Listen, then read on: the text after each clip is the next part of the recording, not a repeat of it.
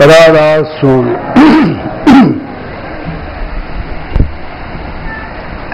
राधा स्वामी दयाल की दया, राधा स्वामी सहाय, राधा स्वामी। प्यारे सत्संगियों, माताओं, बहनों, बुजुर्गों, साथियों,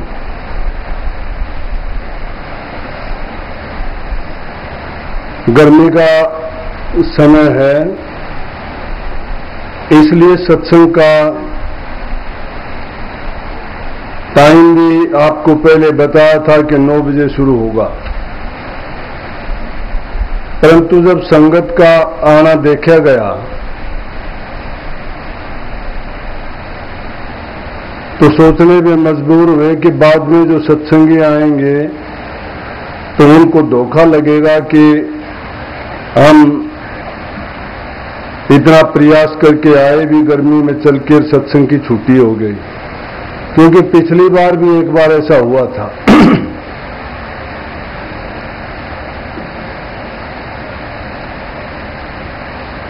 और दूसरी बात, महर्षि जी की बात याद आई कि एक बार महर्षि जी कहीं सत्संग करने के लिए समय दे दिया। महर्षि जी का मेरा मतलब महर्षि शिवतलाल जी से है। अपनी लाइन में चौथी बादशाही थी और ऊपर से गिनोगे तो तीसरी थी। स्वामी जी महाराज, हजूर महाराज जी के बाद में महर्षि शिवतलाल जी विद्या के धनी थे, करनी के धनी थे।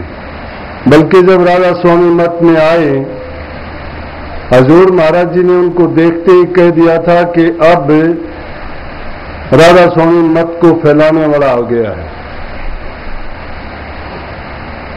तो उन्होंने इतनी पुस्तकें लिखी, बहुत बड़े साहित्यकार, 6 भाषाओं के ज्ञाता थे, बड़े अनुभवी थे। और सूरत शब्द का योग तो जो राधा स्वामी मत में जिसे नाम की भी दीक्षा ली है और नाम लेने के बाद जो थोड़ा भी अभ्यास कर लेता है, मैं कहता हूं कि ज्ञान उसके सामने कुछ भी नहीं होता। क्यों नहीं होता? कि इसको करनी का भेद बताया जाता है। जो भी कुछ करता है इसमें अभ्यासी, वो करके देखता है। कोई पुस्तकी ज्ञान नहीं होता, बल्कि अनुभवी ज्ञान होता है। तो महर्षि जी ने जो भी अनुभव किया, उन्होंने बहुत कुछ किताबों में उतारने की, सत्संगों और उपदेशों के माध्यम से जन जन तक, साधारण जन तक पहुंचाने की कोशिश की। बल्कि उनकी बुद्धि की क्षमता की तो दात देनी होगी। कई बार ऐसे अवसर आए उस जमाने में कि उनकी पुस्तक प्रेस में छपने के लिए गई, आंधी तूफान या किसी और ऐसी घटना हुई कि उनकी आधी किताब छपी और आधी किताब उड़ गई, खराब हुई या वो खो दी गई। लेकिन महर्षि जी फिर भी उनको प्रेस वालों को कहते थे कि चिंता नहीं करना, मुझे आप ये बता देना कि आपने कहां तक की छापी है। और उसके बाद वो यूं की यूं, उनका चाहे वो नावल होता था, चाहे नाटक होता था, चाहे उनका कोई रूहानी उपदेश होता था, उन्होंने एक किताब नहीं, रोजाना अखबार में उनका लेख आता था। बल्कि आर्य समाज में तो आर्य गजट का सारा संपादन का कार्य उन्होंने किया था हरिद्वार में। आर्य समाज के 2 हिस्से जब हो गए थे, घास पार्टी और मांस पार्टी, उन्होंने बड़ा प्रयास किया था कि एक कर दिया जाए।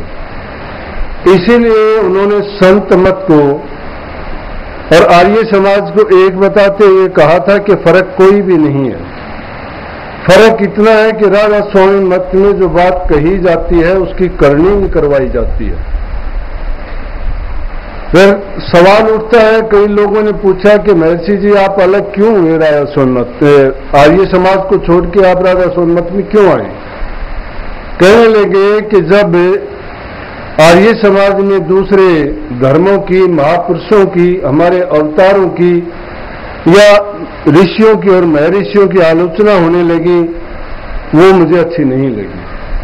तो उनकी एक खूबी रही, वो कहते थे कि इंसान को विशाल हृदय वाला होना चाहिए।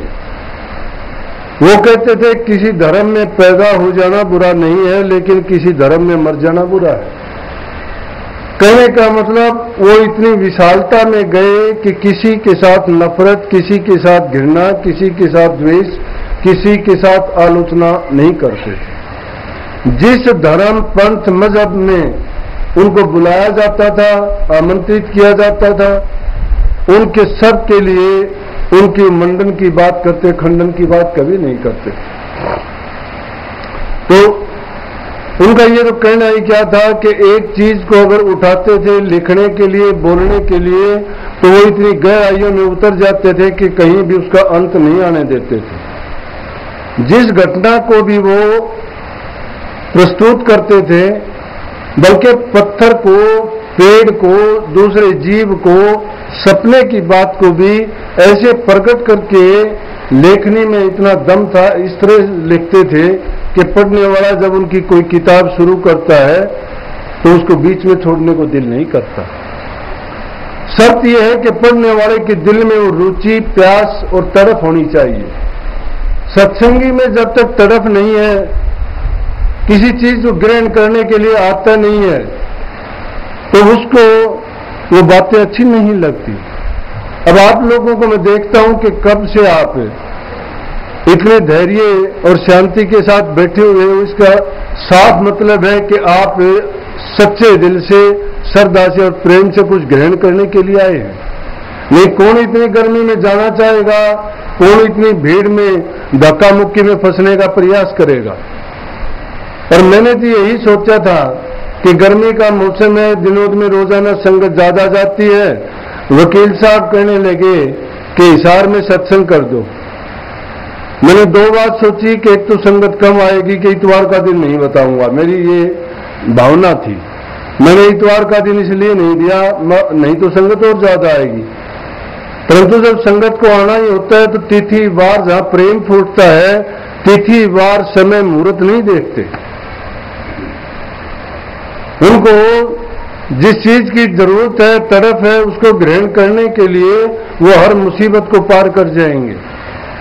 लेकिन बात मैंने महर्षि जी की कही थी। एक बार सत्संग का कार्यक्रम उनसे कोई लेके गए, नामचंद जी उनके साथ बहुत रहे हैं, मुख्य सेवकों में से एक थे। महर्षि जी हुक्का पीते थे, तो उनको कहने लगे जब सत्संग का समय हुआ, समय दे दिया जैसे 10 बजे का, 10:30 बजे का समय हुआ, कहने लगे जी हमने 10:30 बजे का टाइम दिया, चलो अब सत्संग का समय हो गया। 10:30 तो यहीं बज गए। बोला चलेंगे, अब थोड़ा और रुक। 11 बज गए। बोला जी 10:30 का टाइम दिया था, संगत तो उठ के चलने लगी। बोला कि कोई बात नहीं, थोड़ा और रुक, चलेंगे, टाइम होने दो। वो भी सोचते रहे कि अब क्या कहें। 11:30 हो गए। बोले जी 11:30 हो चुके हैं। बोला तेरे को एक बार बता दिया, तू आराम से बैठ जा, जब टाइम होगा मैं तुझे बताऊंगा, तू मुझे मत बता। जब सही गर्मी का टाइम हुआ 12:30-1 बजे, जब कहने लगे चल भाई मानचंद अब सत्संग में चलेंगे। बोला जी अब कहाँ चलेंगे, अब तो वहां तो 5-10 बैठे हैं। बोला सत्संगी रहे हैं, जो बाकी फालतू थे वो गए हैं। कहने का मतलब जो अंग्रेजी में तो कहा, those who stand and wait are also the true follower of the gods, कि जो इंसान रुकता है, ठहरता है, इंतजार करता है, धैर्य रखता है, किस चीज का, तो परमात्मा का।